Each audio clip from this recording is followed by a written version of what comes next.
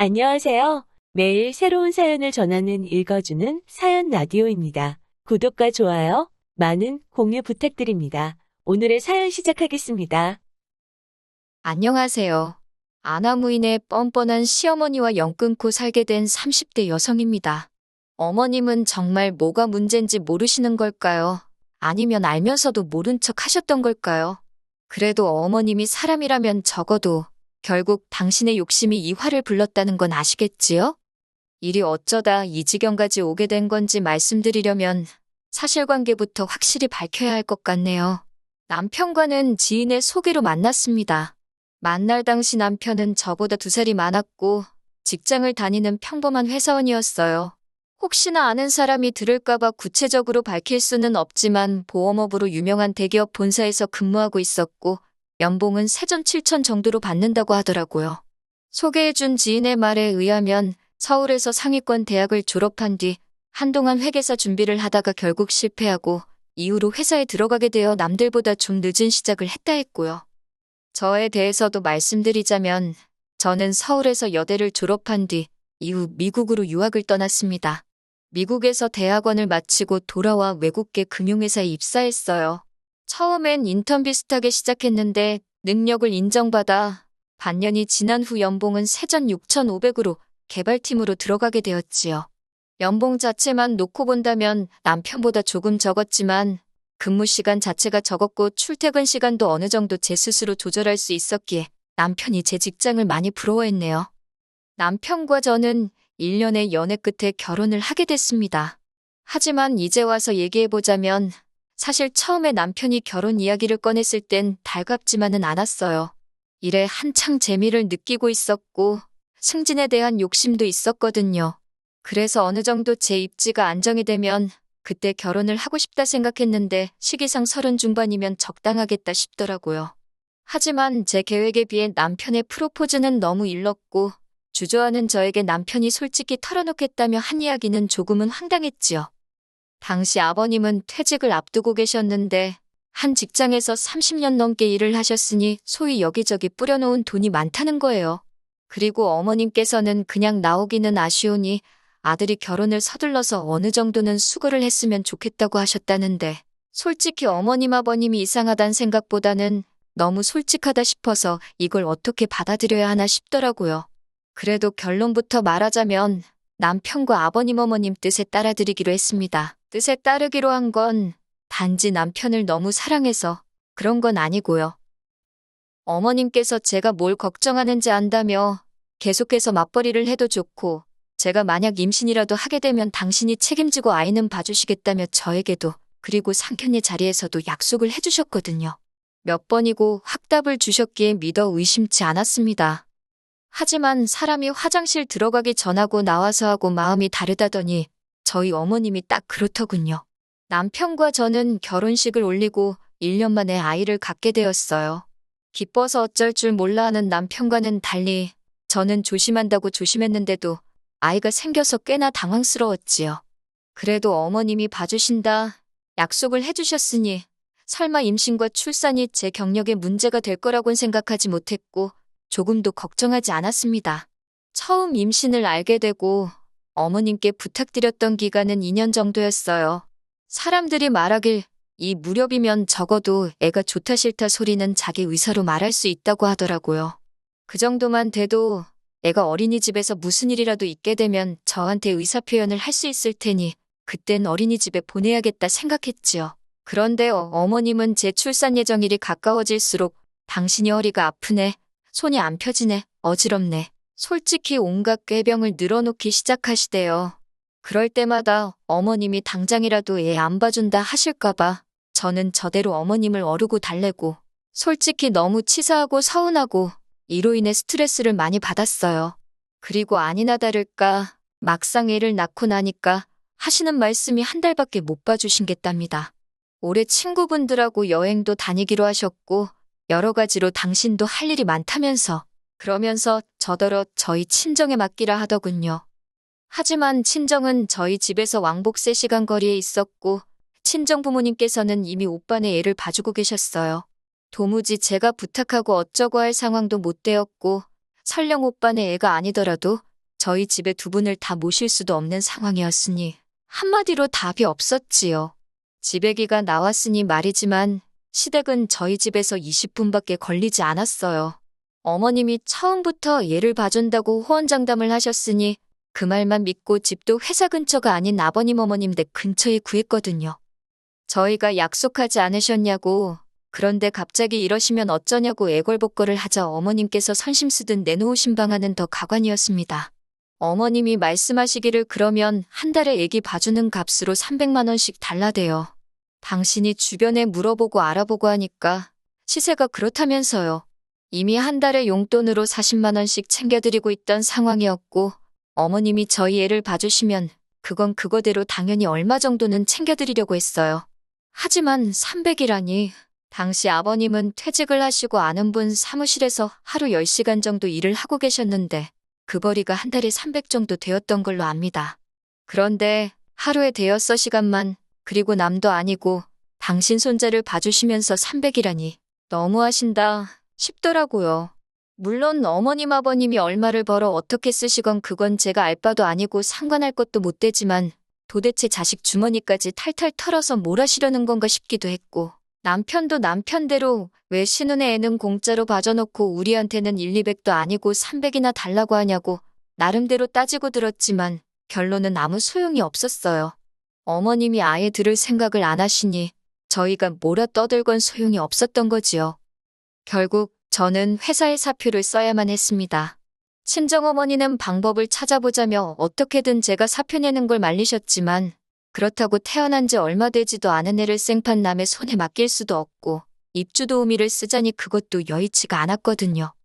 솔직히 어머님이 애 하나만 낳아달라고 저한테 부탁을 한 것도 아니고 그렇다고 누가 제 옆구리에 칼들이 대고 애 낳으라 강요한 것도 아닌 거 압니다. 그래서 애 때문에 회사를 때려칠 때 어머님을 원망하지 않으려고 했어요. 하지만 친정부모님이 힘들게 돈 벌어서 열심히 제 뒷바라지를 해주신 건데 회사를 10년도 못 다니고 애 때문에 관두려니까 너무 속상하더라고요.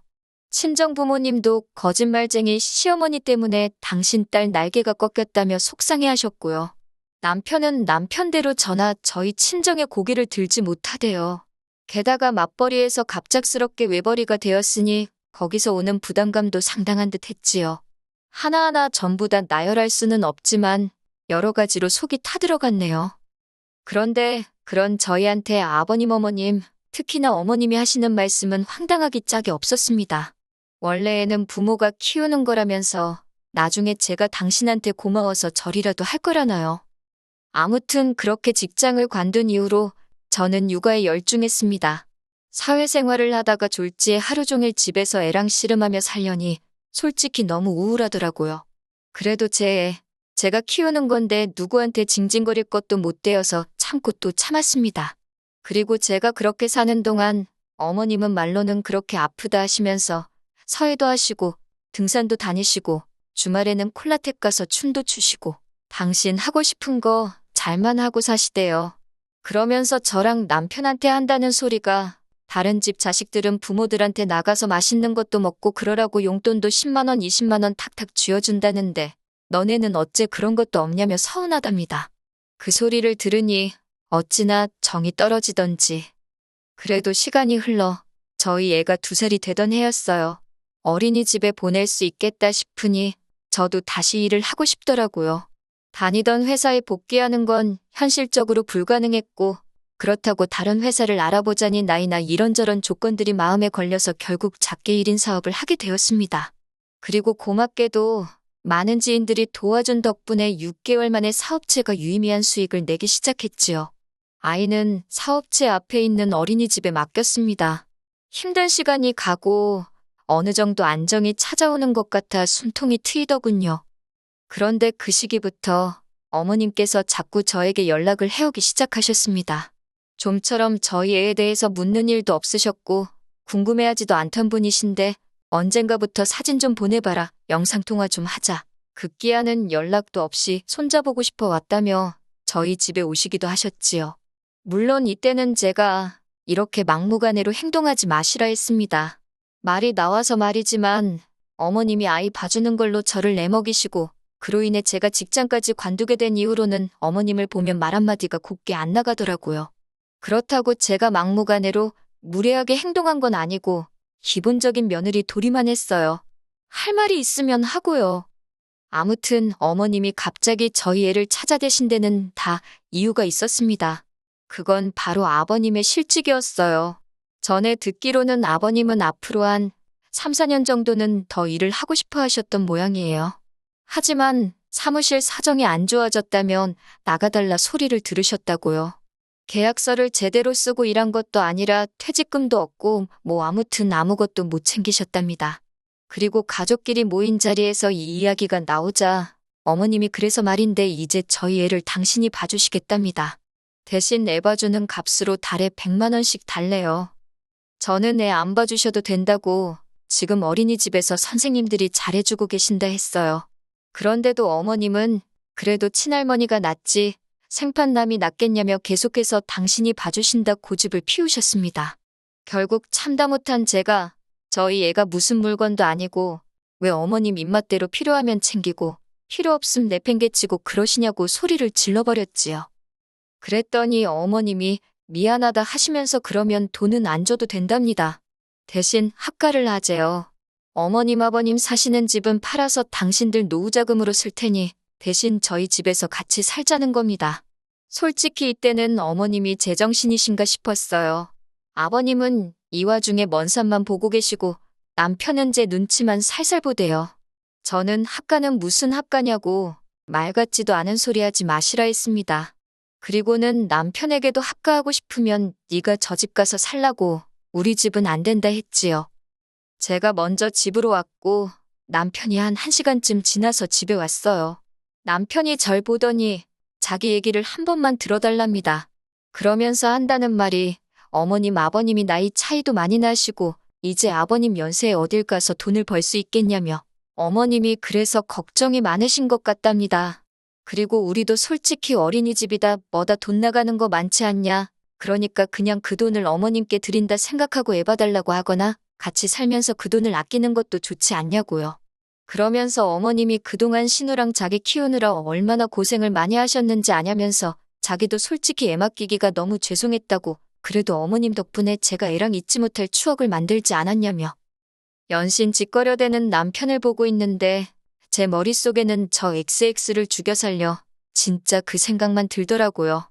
이윽고 남편의 헛소리가 끝나고 저는 그냥 이혼하자 했습니다. 남편이 생각지도 못한 제 말에 놀랐는지 뭐라 한 거냐 되묻길래 다시 한번 정확하게 이혼하자 말해줬지요. 위자료는 몇 푼이나 나올진 모르겠지만 애는 내가 데려갈 테니 이혼하자고 나는 어머님 때문에 회사 관둔 것도 아직 응어리가 풀리지 않았는데 당신은 벌써 어머님 감싸고 도는 꼴을 보니 싹수가 노랗다고 담담하게 얘기했어요. 남편은 할머니가 손잡아준다는데 그게 싫다고 이혼하자는 애엄마가 어딨냐며 제 마음대로 하랍니다. 그래서 소송 걸었어요. 이후로 남편과는 1년 가까이 별거 아닌 별거를 하며 이혼 소송을 이어갔습니다. 그리고 결과는 제가 이겼어요. 위자료는 적었지만 생활비와 양육비도 얼마간 받게 되었지요. 그제서야 어머님은 당신 집안 핏줄이라며 내놓으라 난리였지만 한 번 떠난 버스가 손 흔든다고 후진하던가요? 친정부모님은 고향으로 내려오라 하셨지만 저는 사업도 그렇고 애 교육 문제도 있고 해서 서울에 작은 빌라를 구해 들어갔습니다. 그리고 지금은 벌써 저희 애가 5살이에요. 걸핏하면 재결합하자 소리를 해서 너무 거슬리긴 하는데 남편은 그래도 생활비랑 양육비는 제때제때 잘 보내고 있고요. 아, 그리고 한 가지 더. 남편은 지금 어머님 아버님과 셋이 살고 있습니다. 어머님이 노후자금 좀 벌어보신다고 그나마 한 채 갖고 있던 집 담보로 대출을 있는 대로 받아서 땅에 투자를 했는데 그 땅이 사기였다나 어쨌대나. 만약에 처음부터 어머님이 약속대로 저희 애를 봐주셨다면 전 감사한 마음에 평생을 잘해드렸을 텐데 아무튼 이젠 제 알바가 아니지요. 앞으로도 저희 애랑 함께 잘 살아보겠습니다. 긴 이야기 들어주셔서 감사합니다. 오늘의 사연은 여기까지입니다. 구독과 좋아요, 알람 설정해주시면 앞으로 더 좋은 사연으로 찾아오겠습니다. 감사합니다.